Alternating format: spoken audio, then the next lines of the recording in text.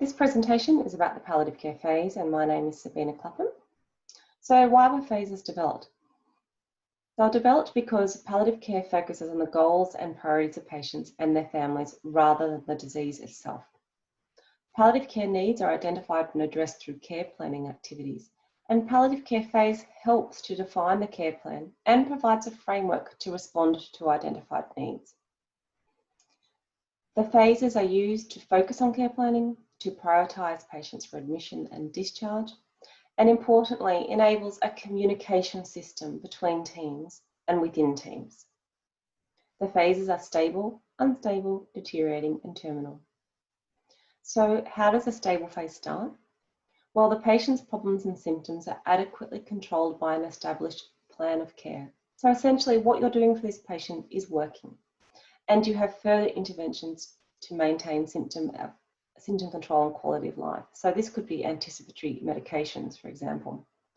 And the family carer situation is relatively stable and no new issues are apparent. This phase will end when the needs of the patient and or family increase, requiring changes to the existing plan of care. And you should see this in your Peacock assessment scores. Patients in the stable phase will typically have 0 absent to mild symptoms and problems. The actions for the stable phase, well, you continue your care plan because what you're doing is working. And if it's appropriate, you consider discharge.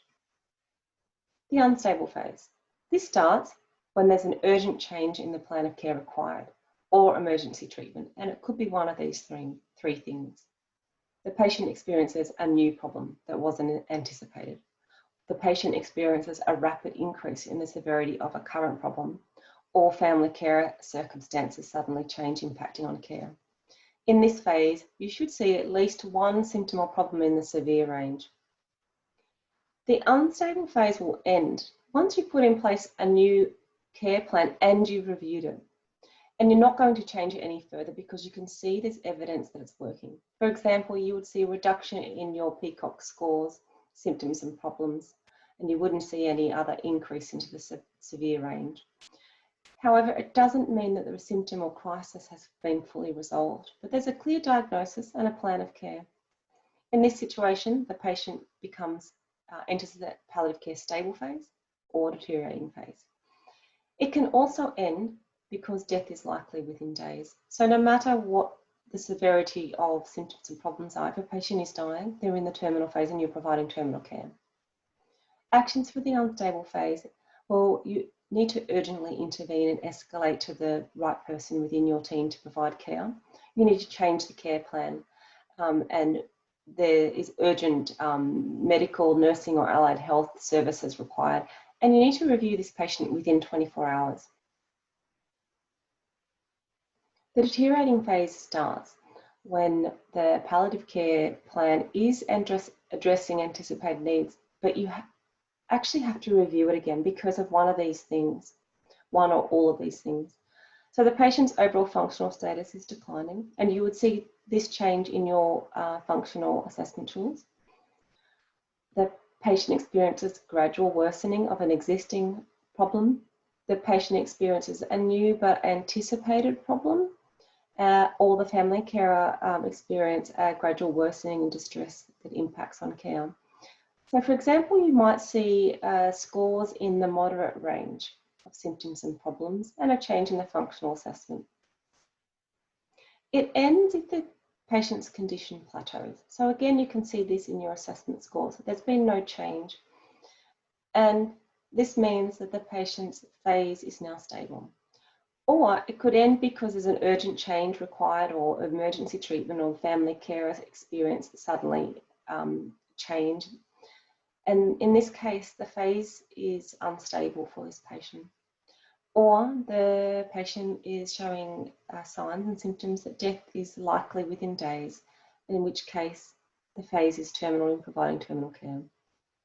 So actions that you need to change the plan of care are required to address needs, but it's not urgent. It just needs to be done as soon as possible. Referrals may be required and extra family and carer support may be needed. Terminal phase is that death is likely within days and it ends when the patient dies.